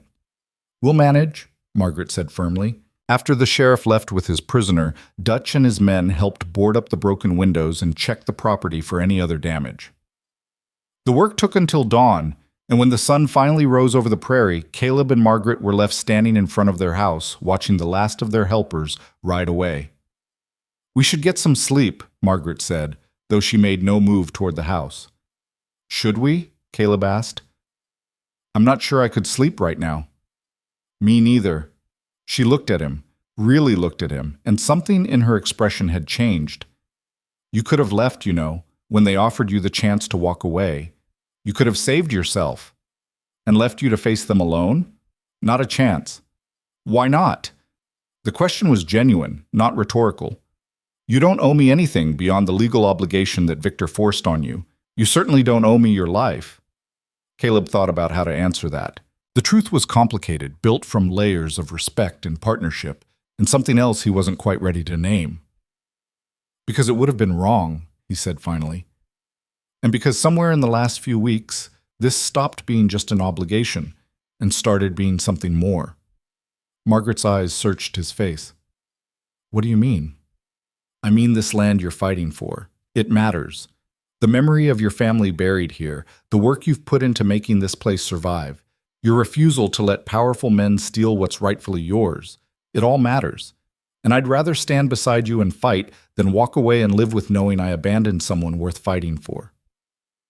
The words hung in the cold morning air between them. Margaret's expression was unreadable, but Caleb saw her throat work as she swallowed. I misjudged you, she said quietly. When we first married, I thought you were just a reckless gambler who'd ruined his life through stupidity. And maybe you were back then, but you're more than that now. What am I now? Margaret smiled slightly, the first genuine smile he'd seen from her that wasn't touched with bitterness or irony. You're my partner, my actual partner, not just the legal fiction Victor Hale tried to create. You proved that tonight. Something warm expanded in Caleb's chest, relief, pride, and underneath it all, a growing affection he hadn't expected to feel. So what happens now? Now we rebuild the windows, repair the damage, and prepare for whatever they try next, Margaret said. But we do it together. Together, Caleb agreed. They stood there watching the sun climb higher, painting the prairie golden orange, both of them exhausted and bruised and alive. The fight wasn't over. It might never be over as long as men like Brennan and Sutton wanted the land. But for the first time since the forced marriage, Caleb felt like they had a real chance to win. Word of the attack spread through Dry Creek like wildfire. By afternoon, people were riding out to see the damage for themselves, bringing food and supplies and offers of help. The general sentiment had shifted dramatically. What had been a cruel joke of a marriage was now being talked about as a genuine partnership, two people standing together against corruption and violence. Dutch Kavanaugh returned the next day with lumber to properly fix the windows and 2 ranch hands to help with the work. While they hammered and measured, Dutch pulled Caleb aside. I've been doing some thinking, the rancher said, about my own role in this mess. I want to make it right, at least partially. How? Caleb asked. I'm willing to testify about the land grab scheme if it comes to trial, Dutch replied. I can't prove Brennan and Sutton hired those men directly, but I can testify about the meetings where we discussed pressuring Margaret to sell. It's not much, but it might help. Why now? Why not weeks ago when it could have prevented this? Dutch's weathered face creased with something like shame. Because I was still thinking about my own interests. But watching you two fight for your lives last night, watching Margaret stand her ground with that shotgun while you risked getting shot to save the barn, it reminded me that some things matter more than expanding my property. Besides, my wife would never forgive me if I stayed silent after this. Caleb studied the older man. Margaret will appreciate the support, but it doesn't erase what's already happened. I know. Dutch looked out at the prairie. I'm trying to be better than I've been. That's all any of us can do. Inside the house, Margaret was cleaning up broken glass with the help of two neighbor women who'd come to assist. Caleb watched through the doorway as she worked, moving with that same efficient competence she brought to everything. She'd changed into work clothes, and if someone didn't know what had happened the night before, they'd never guess by looking at her that she'd spent hours in a gunfight defending her home. That evening, after the helpers had left and the windows were properly boarded until new glass could be installed, Caleb and Margaret sat together by the fire. Neither of them had slept, but the exhaustion had settled into a kind of calm acceptance rather than the jangling adrenaline of the night before. Dutch offered to testify about the land scheme, Caleb said. Says he wants to make amends. Margaret snorted softly. Dutch wants to clear his conscience, but I'll take it. Every bit of testimony against Brennan and Sutton helps. Do you think it'll go to trial? Depends on what the wounded man tells the sheriff. Margaret poked at the fire with an iron rod. If he names names and the sheriff has the courage to act on it, then maybe. But powerful men have ways of making problems disappear. They haven't made you disappear. Not yet. She set down the iron rod and looked at him. But they will keep trying, Caleb. This isn't over. I know. They sat in silence for a moment, and then Margaret said, When you ran out to stop that man at the barn, that was the single stupidest, bravest thing I've ever seen someone do. Caleb laughed despite himself. Stupid and brave. I'll take that combination. You could have been killed.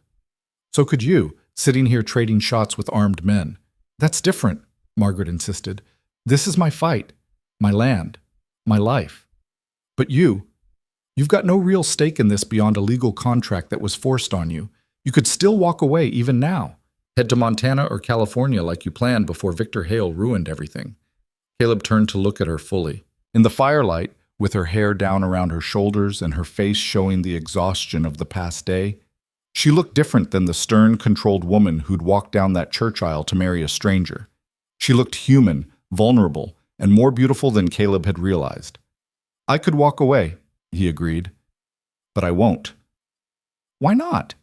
It was the second time she'd asked him that question in as many days, and Caleb realized the answer had changed since morning. Because somewhere in the middle of all this, the work, the fighting, the partnership we've built, I stopped thinking of this as your land and started thinking of it as ours. I stopped seeing you as the widow I was forced to marry and started seeing you as Margaret, the strongest person I've ever met, and I stopped wanting to leave. Margaret's eyes widened slightly. Caleb? I know what you're going to say, he interrupted gently, that this is just proximity or gratitude, or the aftermath of danger making everything feel more intense. Maybe you're right, but maybe some things that start forced can become real if you give them time. She didn't respond immediately, and Caleb could see thoughts moving behind her eyes like clouds across the sky. When she finally spoke, her voice was careful. I'm 15 years older than you. I've buried a husband and 2 children. I'm not some young woman who can give you the life you probably imagined for yourself. I never imagined any life for myself beyond the next trail drive and the next poker game, Caleb replied honestly. I was drifting, Margaret. Working hard but going nowhere, building nothing, connected to nothing. He gestured around the house, out toward the land beyond. This is the first time I felt like I was part of something that mattered, even though it was forced on you, especially because it was forced on me. Caleb smiled slightly. If it hadn't been, I never would have had the sense to choose it myself. Margaret looked into the fire, her expression unreadable. I need to think about this. About what you're saying and what it means. I understand. Do you? She turned back to him. Because if this becomes more than a business partnership, if we actually become husband and wife in truth rather than just on paper, then everything changes. The risk becomes greater, the stakes become higher, and the potential for hurt becomes real. I know, Caleb said, but the alternative is to keep living like we're just 2 people sharing a house. And after last night, that feels like a lie. We fought together, bled together, nearly died together. That means something. Margaret stood and walked to the window, looking out at the darkness. My husband, my first husband, he was a good man. Kind, hardworking, faithful. We built this life together from nothing, and losing him nearly destroyed me. The thought of opening myself up to that kind of loss again terrifies me. Caleb joined her at the window. I can't promise I won't die or leave or disappoint you. Nobody can promise that. But I can promise that whatever time we have, I'll be here. Really here, not just going through the motions. She looked at him for a long moment, her dark eyes searching his face for deception or false promises.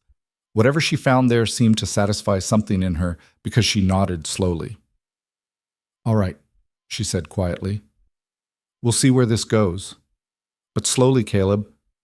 I need time to adjust to the idea that this forced marriage might become something real. We've got time, Caleb replied. All the time you need.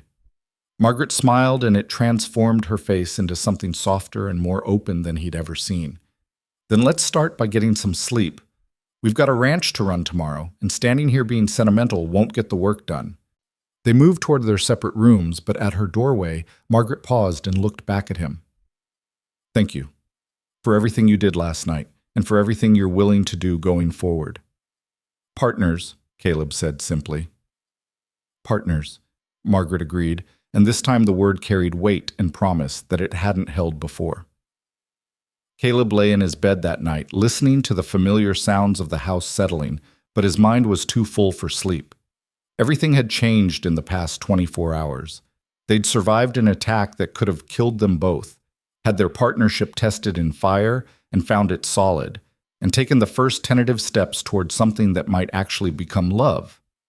It was terrifying and exhilarating in equal measure.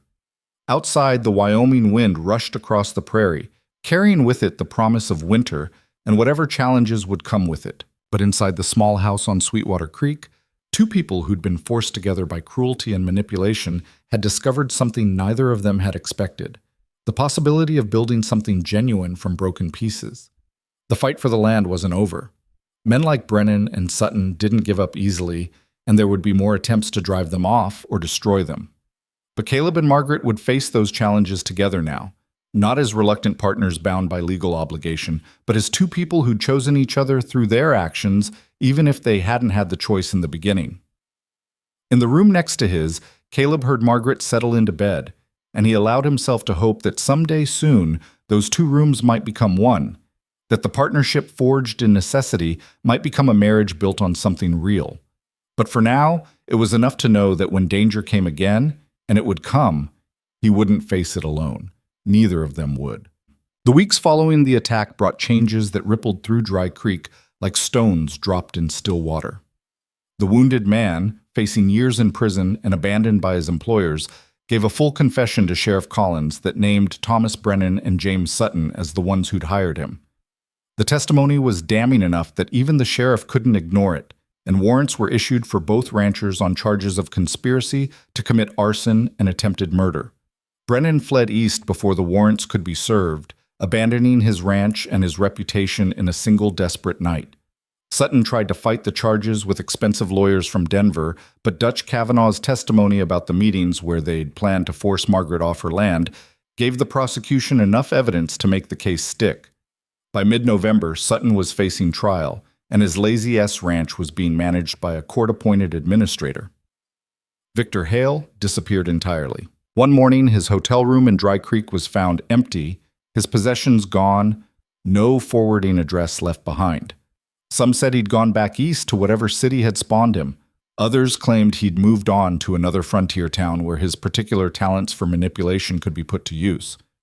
Either way, his role in forcing the marriage between Caleb and Margaret became public knowledge, and the contract he'd used to trap them was invalidated by a judge who called it an unconscionable instrument of coercion.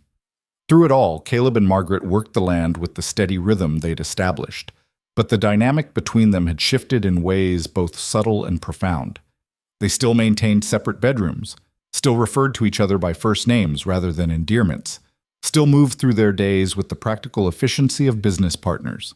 But there were moments now, small touches that lingered a second longer than necessary, glances that carried meaning beyond words, conversations that stretched late into the night by the fire, that suggested something deeper was taking root.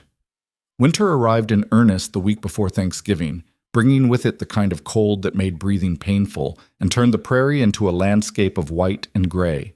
Caleb and Margaret had prepared as well as they could, stockpiling firewood until the pile reached nearly to the barn roof, storing feed for the animals, and insulating the house with whatever materials they could find. The work had been brutal but necessary, and they'd done it together with the kind of coordination that came from genuine partnership. On a particularly bitter morning in early December, Caleb woke to find frost coating the inside of his bedroom window in delicate crystalline patterns. He dressed quickly, layering clothes against the cold, and emerged to find Margaret already at the stove, coaxing heat from embers she'd kept burning through the night. "Coffee's almost ready," she said without turning around. "We need to check the cattle today. Weather like this, they'll cluster near the windbreak, and if any of them got separated, they might freeze." "I'll saddle the horses after breakfast," Caleb replied, moving to stand near the stove where the heat was concentrated. "How cold do you think it is?" "Cold enough that my water bucket had 2 inches of ice this morning." Margaret poured coffee into 2 cups and handed him one. Their fingers brushed during the exchange, and neither of them pulled away immediately. "We'll need to bundle up properly.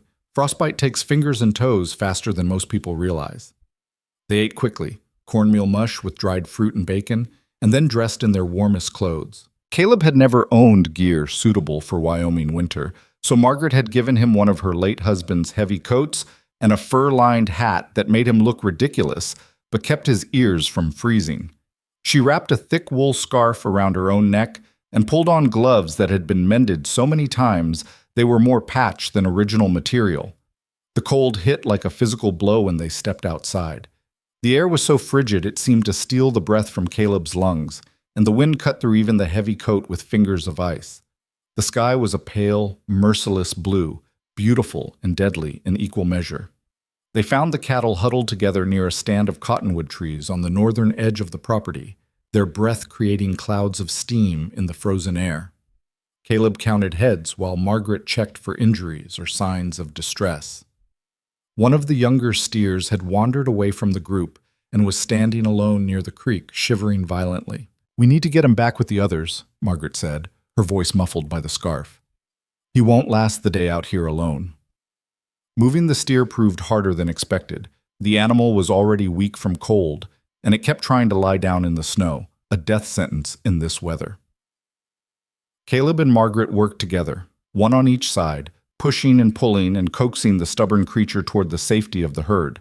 By the time they succeeded, both of them were sweating despite the cold, and the sun had climbed to its weak zenith.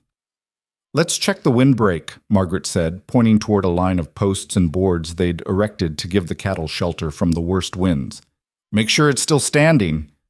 They rode along the fence line, checking for damage, and it was during this ride that Margaret suddenly reined in her horse and pointed toward the southern horizon. "Riders coming." Caleb shaded his eyes against the sun's glare off the snow and counted 3 horses approaching at a steady pace. His hand moved instinctively toward the rifle he now carried everywhere, but Margaret shook her head. "It's Dutch," she said, "and 2 others. Don't recognize them from this distance." They rode to meet the approaching group, and as Margaret had identified, Dutch Kavanaugh was in the lead.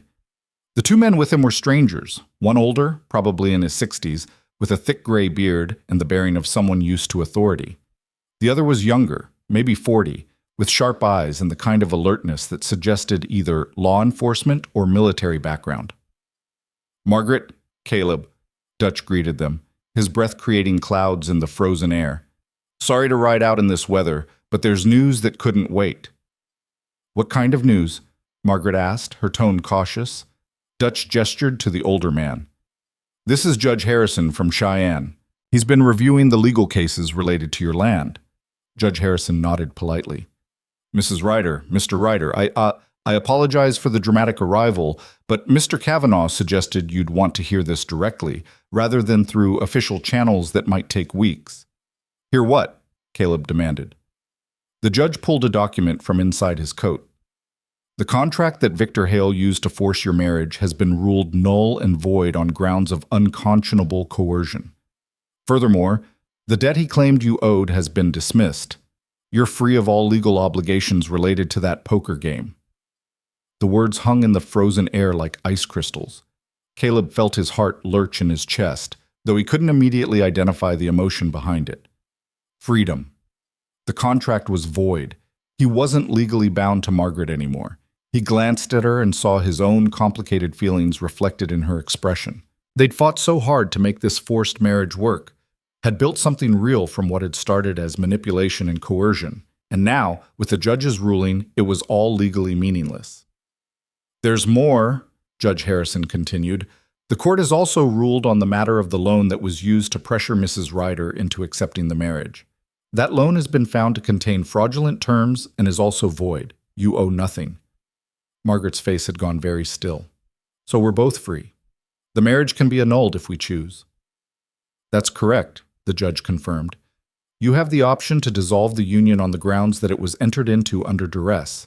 Neither of you would face any legal or financial penalty.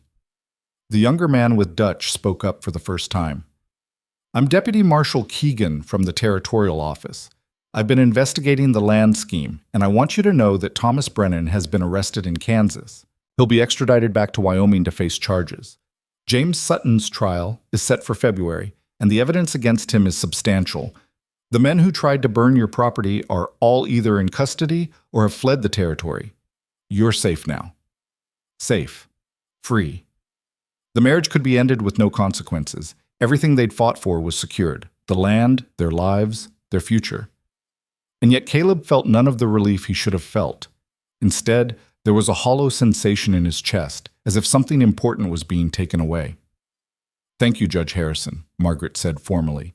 And thank you, Marshal Keegan. We appreciate you riding out in this weather to inform us. There's one more thing, Dutch said quietly. The men who wanted your land, they're ruined now, Margaret. Brennan's ranch is being sold to cover his legal debts. Sutton's will probably follow. That means prime land is about to come available, and several buyers have already expressed interest. You could expand your operation significantly if you wanted to. Margaret looked out across her land at the cattle huddled against the cold, at the house where she'd raised and buried her children. I have enough land, she said. I'm not interested in building an empire. I just wanted to keep what was mine. I figured you'd say that, Dutch replied with a small smile. But I wanted you to know the option exists. After the visitors left, promising to send official documents once the weather improved, Caleb and Margaret rode back to the house in silence. The news that should have been cause for celebration felt instead like a weight pressing down on both of them. They unsaddled the horses, fed the animals, and completed their evening chores with mechanical efficiency, each lost in their own thoughts. Inside, Margaret started preparing supper while Caleb built up the fire. The routine was so familiar now that they moved around each other without collision, each anticipating the other's movements. But the easy partnership they'd developed felt suddenly fragile, as if the judge's ruling had exposed a foundation they'd thought was solid, but now revealed to be built on sand. Finally, as they sat down to eat, Margaret broke the silence. We should talk about what this means. Caleb set down his fork. I know. The marriage can be annulled. We can both walk away free, no obligations, no debts. You could go to Montana like you originally planned, or California, or anywhere else. You're not trapped here anymore. Neither are you, Caleb pointed out. You could sell this land for a fortune now that the men who wanted it are disgraced. Move to a city somewhere, live comfortably for the rest of your life. Margaret shook her head. I told you before, I'm not leaving this land.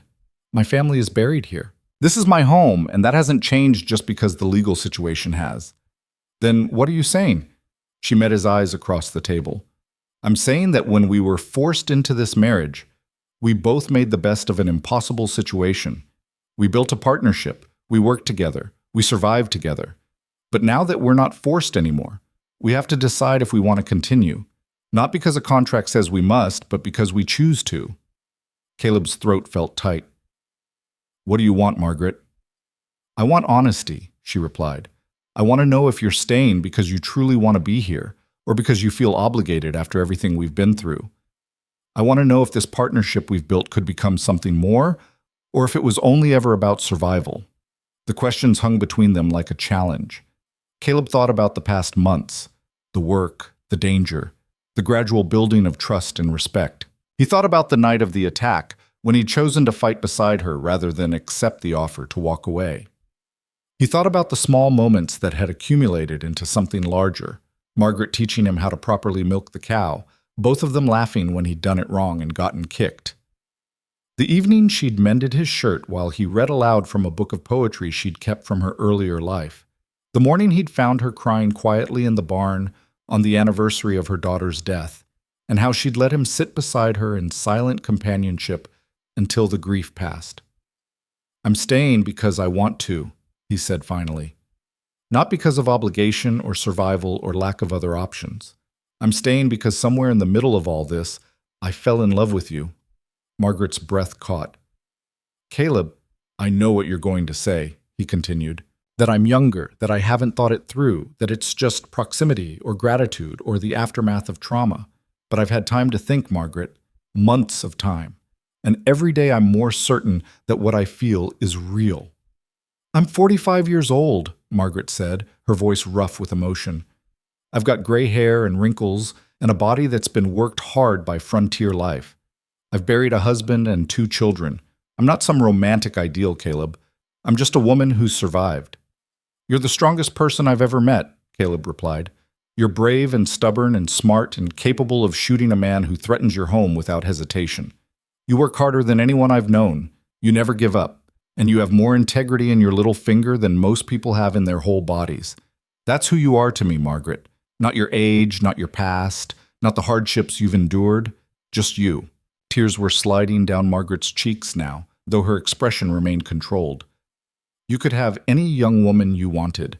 Someone who could give you children, who could grow old with you, who doesn't come with all this baggage." "I don't want any young woman," Caleb said, moving around the table to kneel beside her chair. "I want you. I want to wake up every morning and work this land beside you. I want to sit by the fire in the evenings and listen to you tell stories about the early days of homesteading. I want to face whatever challenges come, knowing that we'll handle them together. I want a partnership that's real, not forced. I want a marriage built on choice, not coercion." Margaret reached out and touched his face with trembling fingers. "I'm scared," she whispered. "I lost everyone I ever loved, and the thought of opening my heart again terrifies me." "I know," Caleb replied, covering her hand with his. "But we've already survived the worst things they could throw at us. We faced hired killers together, Margaret. Surely we can face the risk of love." She laughed through her tears, a sound that was half sob and half genuine amusement. "When did you become so wise?" "When I started paying attention to the woman who's been teaching me wisdom every day since we met." Margaret pulled him up and into an embrace that was fierce and desperate and full of all the emotion she'd been holding back for months. Caleb held her just as tightly, feeling her shake with tears against his chest, knowing that this moment was a kind of breaking point, either the end of what they'd built or the beginning of something new. When she finally pulled back, her eyes were red but clear. "If we do this, if we turn this forced marriage into a real one, it has to be completely honest. No more separate bedrooms, no more pretending we're just business partners. We commit fully or not at all." I want to commit fully," Caleb said without hesitation. "I want a real marriage with you, Margaret. Not because some contract says so, but because I choose you and you choose me." "Then we need to start over," Margaret decided. "Do this properly, the way it should have been done the first time." Over the next weeks, as winter tightened its grip on the Wyoming prairie, Caleb and Margaret rebuilt their relationship on new foundations. They moved Caleb's belongings into Margaret's room, the room that became their room, and transformed the space into something that belonged to both of them rather than just one. They spoke honestly about their fears and hopes, about the practical realities of building a life together, about what they wanted their future to look like. Margaret told him more about her first husband, about the love they'd shared and the grief that had nearly destroyed her when he died. She spoke about her children with more openness than before, sharing memories that were both painful and precious. She cried sometimes while telling these stories, and Caleb learned to simply hold her and listen, understanding that grief wasn't something to be fixed, but something to be honored. Caleb, in turn, spoke about his own past with more honesty than he'd ever managed before. He talked about growing up poor in Missouri, about losing his parents young and drifting west with nothing but pride and stubbornness to sustain him. He admitted to the gambling problem that had been building for years before the fateful night in Victor Hale's poker game, confess to the recklessness that had cost him jobs and friendships. Margaret listened without judgment, and somehow that acceptance made him want to be better than he'd been. They also began the practical work of turning their partnership into something deeper. Margaret taught Caleb the finer points of ranch management, how to read weather signs, how to judge cattle health, how to plan for the seasons ahead. Caleb brought his own skills to the operation. His horse-handling abilities proved invaluable, and his willingness to take on any task, no matter how difficult or unglamorous, impressed even Margaret's high standards. But more than the work, more than the practical considerations, they learned to simply be together. They discovered that Margaret liked to read aloud in the evenings while Caleb whittled small wooden figures by the firelight. They found that they could work in comfortable silence for hours and then talk deep into the night about everything and nothing. They learned each other's rhythms and moods, when to give space and when to offer comfort, how to argue productively about ranch decisions without letting it become personal. The physical intimacy came gradually, tentatively, as if they were both aware of how precious and fragile this thing between them was. The first night Caleb slept in their shared bed, they simply held each other, neither quite believing that this was allowed, that this forced arrangement had transformed into genuine affection. The progression from that tentative holding to deeper intimacy unfolded over weeks rather than days, and when it finally happened, it felt like the natural culmination of everything they'd built together rather than a sudden leap. Christmas came with heavy snow that trapped them in the house for 3 days. They made the best of it, cooking together, playing cards by the fire, and talking about plans for the spring. On Christmas morning, Caleb gave Margaret a new pair of work gloves he'd ordered from the catalog, practical and thoughtful. She gave him a watch that had belonged to her father, a gift that acknowledged he was now part of her family's history. "I want you to have this," she said, as she fastened it around his wrist, "because you're not just someone passing through anymore. You're home." The words settled into Caleb's chest with a warmth that had nothing to do with the fire burning in the hearth. Home. After years of drifting, of belonging nowhere and to no one, he'd found a home not just in a place, but in a person. When the spring thaw came in late March, bringing with it mud and returning birds and the promise of new growth, Caleb and Margaret stood together at the graves behind the barn. The wooden markers were weathered but still readable. David Whitmore, beloved husband. Sarah Whitmore, beloved daughter.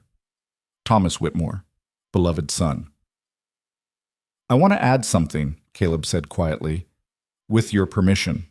Margaret looked at him questioningly, and he pulled out a small wooden marker he'd carved during the winter months. It read simply, "Forever remembered, forever loved, forever part of this home."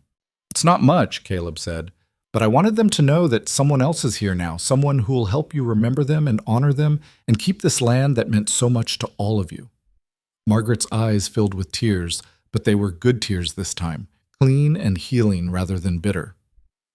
"They would have liked you," she said. "David would have appreciated your work ethic. The children would have loved your stories and your willingness to play. You would have fit right in with who we were before loss changed everything." They placed the marker among the graves, and Caleb put his arm around Margaret's shoulders. "They're still part of who you are," he said. "Loving me doesn't mean forgetting them." "I know," Margaret replied, leaning into him. "But it does mean letting myself be happy again, and that's harder than it sounds. We'll figure it out together." The trial of James Sutton took place in early April, and both Caleb and Margaret attended to give testimony about the harassment and the attack on their property. Dutch Kavanaugh testified as well, laying out the entire conspiracy in detail that left no doubt about Sutton's guilt. The jury deliberated for less than 3 hours before returning a guilty verdict on all charges. Sutton was sentenced to 10 years in territorial prison, and his ranch was ordered sold to provide restitution to his victims. As they left the courthouse, they encountered Victor Hale's former hotel landlord, who mentioned that he'd heard Victor had been arrested in Denver for running a similar land grab scheme there. The news brought a grim satisfaction, justice catching up to a man who'd caused so much damage through his manipulations. But more importantly, it meant that chapter of their lives was truly closed. The men who'd tried to destroy them were either in prison, in exile, or dead. The land was secure, the marriage was real, and the future stretched ahead like an open road. That evening, back at the ranch, they sat on the porch watching the sunset paint the Wyoming sky in shades of orange and purple. The spring air was cool but no longer bitter, carrying the scent of new grass and possibility. "Do you ever regret it?" Margaret asked suddenly. "Losing that poker game?" Caleb thought about the question seriously. "I regret the stupidity that led to it," he said honestly. "The gambling, the drinking, the recklessness. But do I regret what came after? No, because losing that game led me here. To you, to this life, Marie. And I wouldn't trade this for anything." Margaret took his hand, her work-roughened fingers intertwining with his. "I spent 5 years being angry at the world for taking my family. Angry at the men who wanted my land, angry at the circumstances that left me alone. But somewhere in the middle of being forced into a marriage I didn't want, I found something I didn't know I needed. A partner, a friend, a love that's different from what I had before but no less real." "Different how?" Caleb asked. She considered the question. "My first marriage was young love, passionate and intense, and built on dreams of what we'd create together. This marriage is built on reality, on having survived the worst and choosing each other anyway. It's built on respect and partnership and the knowledge that we can face anything as long as we face it together. That's not less than what I had before. It's just different." "Is it enough?" Caleb asked quietly. Margaret turned to look at him, and her smile was radiant in the fading light. "It's more than enough. It's everything." They sat together as darkness fell over the prairie, watching stars emerge one by one in the vast Wyoming sky.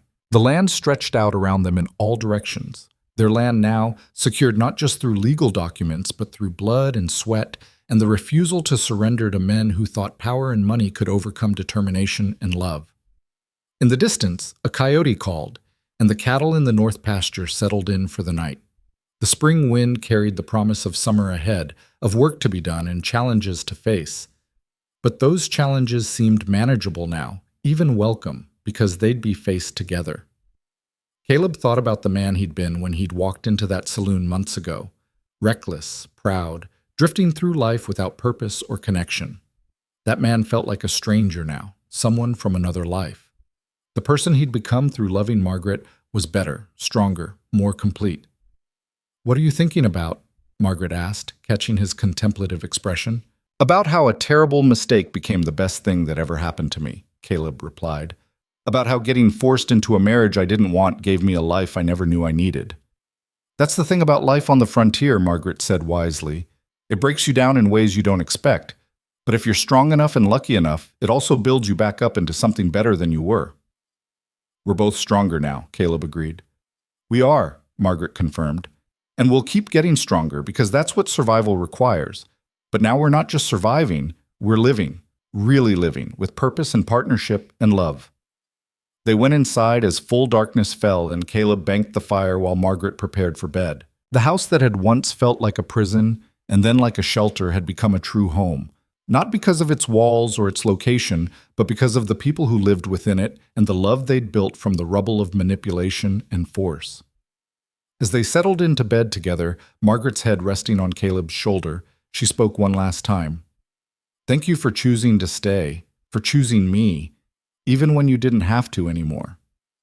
"Thank you for teaching me what real strength looks like," Caleb replied, "and for giving a gambling cowboy a second chance to build something worth keeping." "We built it together," Margaret corrected gently. "That's what makes it strong." Outside, the Wyoming wind rushed across the prairie, carrying with it the eternal song of the open plains, a song of survival and struggle, of love found in unexpected places, of two people who'd been forced together by cruelty and had chosen to stay together through grace. The forced marriage that was meant to break them had instead forged them into something unbreakable, a partnership built on bedrock that would withstand whatever storms the future might bring. And as sleep claimed them both, wrapped in each other's arms in the darkness of their shared room, neither of them dreamed of the past or worried about the future. They simply rested, secure in the knowledge that they'd found in each other exactly what they'd been missing all along. Not rescue or salvation, but partnership, respect, and a love that had proven itself true through the harshest tests the frontier could devise. The poker game that had seemed like the worst moment of Caleb's life had become the doorway to his best life. The forced marriage that had threatened to destroy Margaret's independence had instead given her a partner who honored that independence while sharing her burdens. What had started as Victor Hale's cruel scheme to drive a widow from her land had ended with two people discovering that sometimes the worst things that happen to us carry within them the seeds of the best things we never knew we needed. In the end, love had proven stronger than manipulation, partnership had overcome coercion, and two people who'd been given every reason to hate each other had instead chosen grace, forgiveness, and the hard work of building something real from broken pieces. It was a story the people of Dry Creek would tell for generations. How a gambling cowboy and a stubborn widow turned a forced marriage into a legendary partnership. How they stood together against corruption and violence. And how they proved that sometimes the best loves are the ones we never see coming until they've already changed our lives forever.